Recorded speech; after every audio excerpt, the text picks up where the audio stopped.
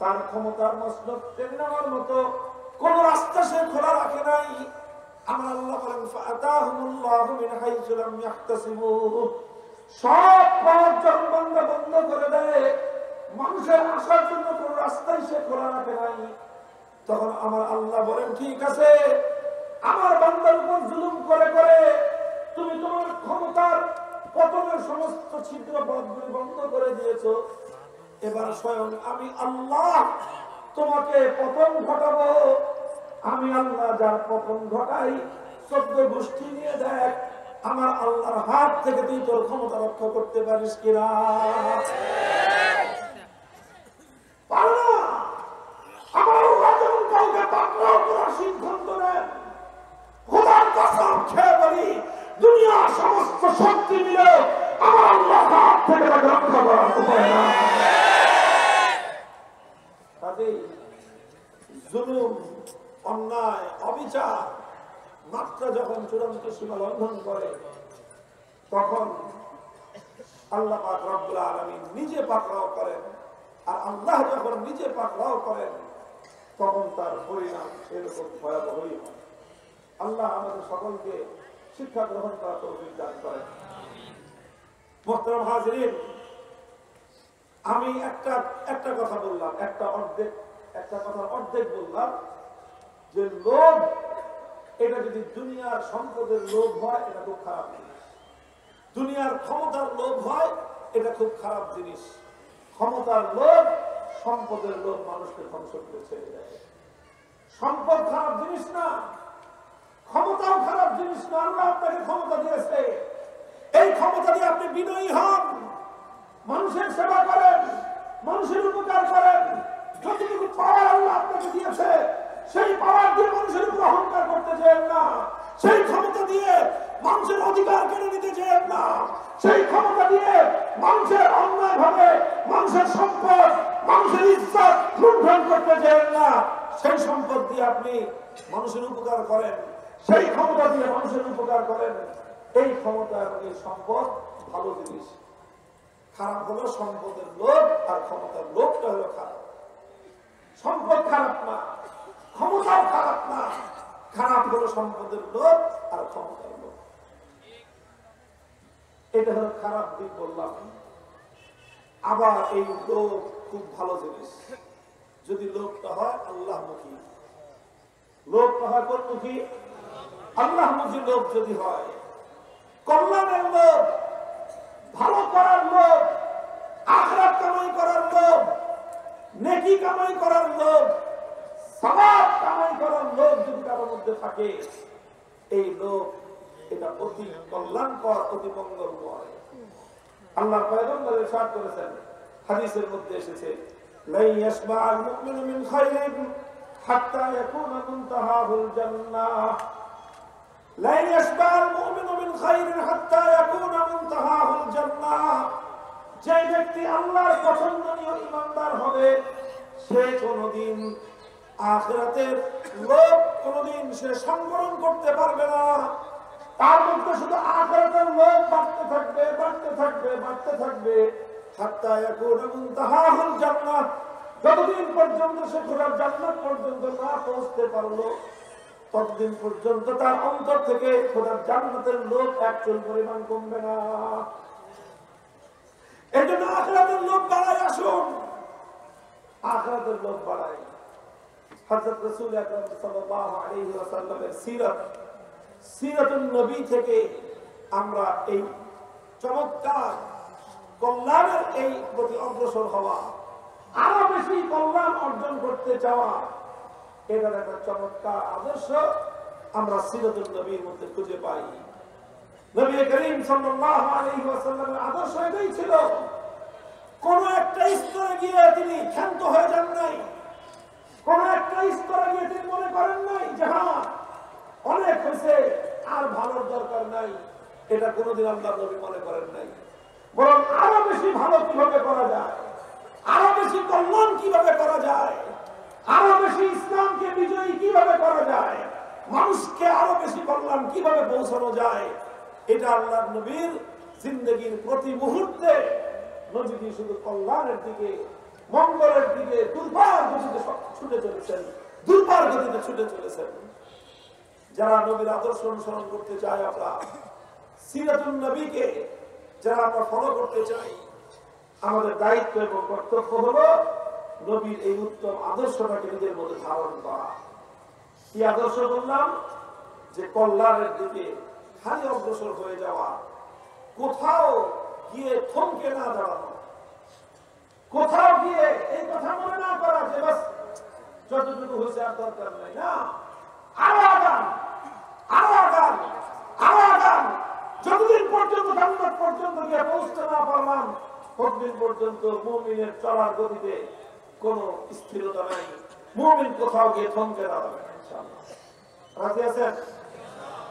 রাসূল আকরাম সাল্লাল্লাহু আলাইহি ওয়াসাল্লামের পবিত্র সিরাত থেকে আমি এর কয়েকটা দৃষ্টান্ত দেখাই।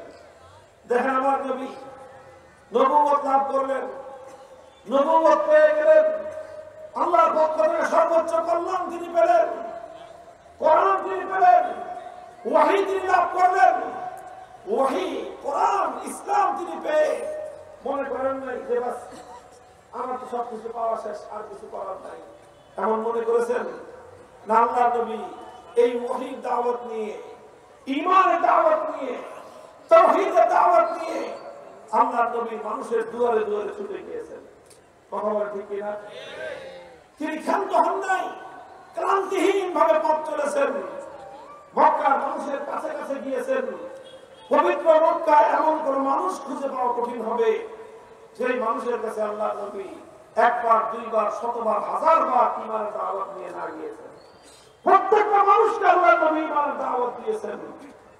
দিতে দিতে দিতে দিতে 13টা বছর তিনি মক্কার মধ্যে কাটালেন। কিছু মানুষ ঈমান গ্রহণ করলো, আর অধিকাংশ মানুষই তার ঈমানকে প্রত্যাখ্যান করলো। এমন অবস্থা হলো মনে হয় খাতামাল্লাহু আলা কুলুবিহিম, যে আল্লাহ পাক তাদের অন্তরের মধ্যে মোহর মেরে দিয়েছেন, তারা মনে হয় আর ঈমান কবুল করবে না। এমন একটা অবস্থায় নবীজি ক্লান্ত হয়ে বসে পড়েন নাই, শান্তি দেন নাই যে অনেক তো করেছি আর কত বলবো, অনেক তো করেছি আর কত করবো, যারা ঈমান কবুল করেছে আর কেউ করবে না, কাজে আমরা দায়িত্ব শেষ। নবীজি এরকম মনে করেছেন না। আল্লাহ নবী চিন্তা করেছেন কি, ঠিক আছে, মক্কার লোক ঈমান কবুল করে নাই, আমি অন্য এলাকায় গিয়ে দেখি তিনি তায়েফে গিয়েছেন, 1 মাস পর্যন্ত রাত দিন তায়েফবাসীর কাছে কাছে গিয়ে দ্বীনের দাওয়াত দিয়েছেন। 1 মাসে তায়েফে একটা লোক কালেমা পড়ে নাই, বরং উপরন্তু তায়েফের মাঠে আল্লাহর নবীর উপর তারা এমন বর্বর অত্যাচার পরিচালনা করেছে, পাথরের বৃষ্টিতে আল্লাহর নবীর মাথা থেকে পা পর্যন্ত সর্বাঙ্গ শরীর জর্জরিত করে দিয়েছে, ক্ষতবিক্ষত করে দিয়েছে। নবীজি তায়েফ থেকে এসে ক্ষান্ত হয়ে বসে পড়েছেন না, বসে পড়েন নাই, রক্ত ঝরিয়েছেন, আহত হয়েছেন, ক্ষতবিক্ষত হয়েছেন, তবু আল্লাহর নবী চলার পর থমকে দাঁড়ায় নাই। তিনি চিন্তা করেছেন মক্কা হয় নাই, তায়েফ হয় নাই, নতুন কোন জনপদ দেখি। চলে আসলো হজের মৌসুম, মদিনা থেকে 6 জন মানুষ আসলো, নবীর সঙ্গে সাক্ষাৎ। আল্লাহর নবী দেখলেন এরা নতুন জনপদ, নতুন শহরের লোক, নতুন দেশের লোক, এদের কাছে ঈমানের দাওয়াত দিয়ে দেখি এরা কবুল করে কিনা। নবীজি মদিনার 6 জনের কাছে ঈমান পেশ করলেন, সঙ্গে সঙ্গে তারা কালেমা পড়ে মুসলমান হয়ে গেলেন। আল্লাহর নবী দেখলেন নতুন সম্ভাবনার দুয়ার খুলে গিয়েছে। নবীজি এবার সেদিকে মেহনত করা শুরু করলেন। পরের বছর আসলেন, 12 জন কালেমা পড়ে মুসলমান হয়ে গেল। এর পরের বছর আসলেন 70 জন কালেমা পড়ে মুসলমান হলো। তারা নবীজিকে অফার করলো, ইয়া রাসূলুল্লাহ, মদিনার মাটি আপনার এই দ্বীনের জন্য, আপনার আদর্শের জন্য উপযুক্ত। মক্কার মানুষ আপনাকে সমর্থন করে নাই, মক্কার মানুষ আপনাকে এই মহান আদর্শ বাস্তবায়নের জন্য অনুকূল পরিবেশ দেয় নাই। আপনি আসুন আমাদের মদিনায়, আমরা আপনাকে সঙ্গ দিব। আপনার এই মিশন, আপনার এই আদর্শ, আপনার এই দ্বীন বাস্তবায়নের জন্য আমরা আপনার সঙ্গে কাঁধে কাঁধ মিলে লড়াই করব, যুদ্ধ করব। নবীজি এটা চিন্তা করেন নাই যে কি দরকার আবার নিজের দেশ ছেড়ে যাওয়ার, কি দরকার ভিটে মাটি ছেড়ে যাওয়ার, কি দরকার পূর্বপুরুষদের জায়গা জমি ছেড়ে যাওয়ার। এটা মনে করেছেন। আল্লাহ নবী দেখলেন যে না, আমার তো বসে থাকার সময় নাই, আমাকে তো সামনে অগ্রসর হতে হবে। আল্লাহর দিন শুধু মক্কায় সীমাবদ্ধ থাকলে চলবে না, এই দিন সারা দুনিয়াতে কায়েম করতে হবে।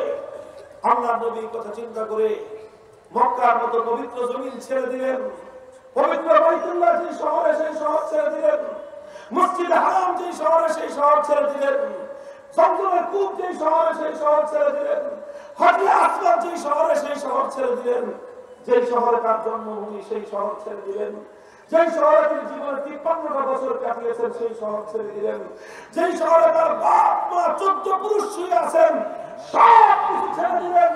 দেশ ছাড়লেন, দেশ ছাড়লেন, বাড়ি ছাড়লেন, ঘর ছাড়লেন, আপনজন ছাড়লেন, জ্ঞাতি ছাড়লেন, গোষ্ঠী ছাড়লেন, সব ছেড়ে শুধু আল্লাহর দ্বীন কায়েম হবে এই আশা নিয়ে আল্লাহর নবী সোনার মক্কা থেকে মদিনার দিকে ছুটে চললেন। হে আমার মুসলমান ভাইরা, আল্লাহ নবীর উম্মতেরা, মনে রেখো এটা আমার নবীর জীবনের সুমহান আদর্শ। যখন তোমার সামনে ইসলাম দাঁড়িয়ে যাবে, যখন তোমার সামনে আল্লাহর নবীর দ্বীন দাঁড়িয়ে যাবে, যখন তোমার সামনে নবী করিম সাল্লাল্লাহু আলাইহি ওয়াসাল্লামের আনিত সুমহান আদর্শ দাঁড়িয়ে যাবে, দুনিয়ার সব ছেড়ে দাও। দ্বীনের মোকাবেলায় যেই দাঁড়িয়ে যাবে তাকে তুমি ত্যাগ করো। ইসলামের মোকাবেলায় তোমার দেশ দাঁড়িয়ে গেলে দেশ ছেড়ে দাও। ইসলামের মোকাবেলায় তোমার আপনজন দাঁড়িয়ে গেলে ছেড়ে দাও। ইসলামের মোকাবেলায় তোমার রক্তের সম্পর্ক দাঁড়িয়ে গেলে রক্তের সম্পর্ক ছেড়ে দাও। ইসলামের মোকাবেলায় তোমার দল দাঁড়িয়ে গিয়েছে, ওই দলকে তালাক দাও। ইসলামের মোকাবেলায় তোমার নেতা দাঁড়িয়ে গেছে, ওই নেতাকে রাখি করো। আল্লাহর দ্বীনকে নিয়ে সামনে অগ্রসর হও। এটাই দ্বীনে মুহাম্মাদী, এটাই তোমার নবীর আদর্শ।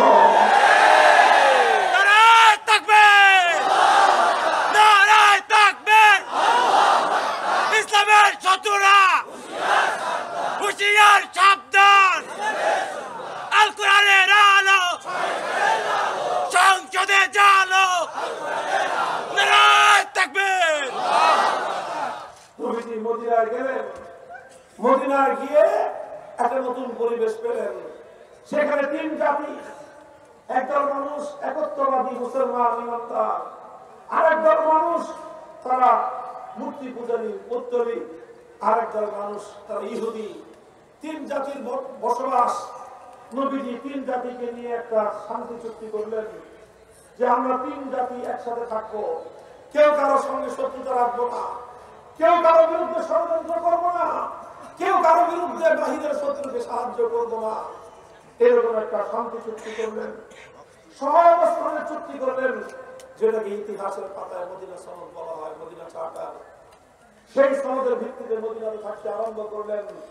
নবীজির জন্য এক নতুন পরিবেশ। এখানে সেই মক্কার মতো ভয় নাই। মক্কার মাটিতে আল্লাহর নবী নিজে যখন নামাজ পড়তেন, কখনো আবু জাহাল পেছন দিক থেকে এসে গলায় গামছা পেঁচিয়ে